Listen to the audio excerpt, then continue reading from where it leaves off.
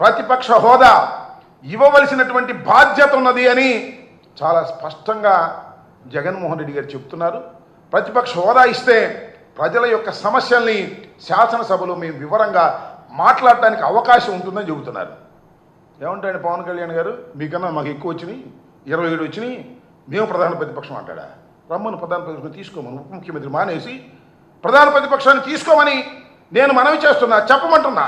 అది మాత్రం కాదు, అధికారం కావాలి, ఆయనకి కావాలి, వాళ్ళ అన్నయ్యకి కావాలి. ప్రతిపక్ష హోదా మాత్రం రెండో వాళ్ళకి ఇవ్వడానికి వీల్లేదు.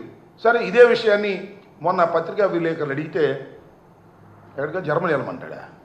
ఏమిటా వ్యంగ్యం? నాకు అర్థం కాల. ఏమిటా చతురత? ఏమిటా వ్యంగ్యం? ఏమిటా మాటలు? మీరు వ్యంగ్యంగా మాట్లాడితే మేము భరించాలి, మేము మాత్రం కాముగా ఊరుకోవాలి. మేము మాట్లాడితే మీరు భరించలేరు.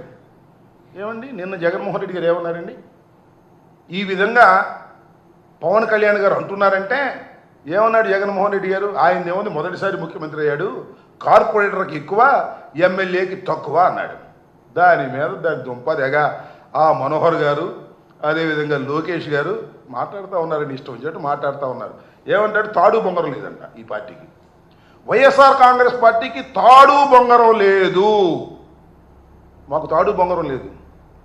జనసేనకు మాత్రం తాడు ఉంది, బొంగరం ఉంది, తాళి ఉంది, పుస్తులు ఉన్నాయి, ఎక్కడ పెడితే అక్కడ కట్టేయడానికి. మాకు మాత్రం తాడు బొంగరం లేదు.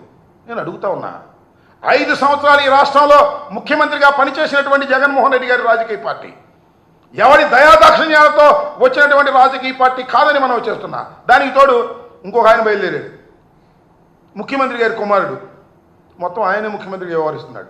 జగన్మోహన్ రెడ్డి గారు అంటే తండ్రి శవం అక్కడ ఉండగానే సంతకాల కోసం బయలుదేరాడంట. పిచ్చోడా!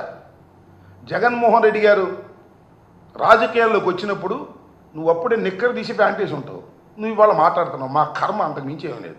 కారణం ఏంటంటే నువ్వు నారా చంద్రబాబు నాయుడు గారి కుమారుడు కాబట్టి నీకు ఆ వెలుగు వచ్చింది. చుట్టూరా ఉన్న రాజకీయ పక్షాలన్నీ కూడా నేను మనవి చేస్తున్నా, ఎవరి సంతకంతోనో ఎవరి దయాదాక్షిణ్యంతోనో రాజకీయాల్లో వెలుగొందలేదు జగన్మోహన్ రెడ్డి గారిని మనవి చేస్తున్నా. స్వశక్తితో ఢిల్లీ కోటను ఎదిరించాడు. నువ్వు మీ నాన్న ఢిల్లీ కోటతో కలిసిపోయినా కూడా, సోనియా గాంధీతో కలిసిపోయినా సరే ఎదిరించి వచ్చినటువంటి వీరుడు జగన్మోహన్ రెడ్డి అని మనవి చేస్తున్నా.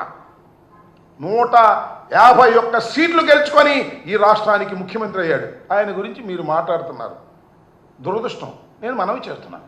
అలాంటి మాటలు మాట్లాడుతున్నాడు చంద్రబాబు నాయుడు గారి కుమారుడైనటువంటి నారా లోకేష్ గారు. ఈ విధంగా దుర్భాషలాడేటటువంటి కార్యక్రమాలు ఇవాళ చేస్తున్నారు. ఇక్కడ ఇంకో మాట చెప్పాలి. నారా లోకేష్ అంటాడు, ఆత్మలతో మాట్లాడంట జగన్మోహన్ రెడ్డి గారు.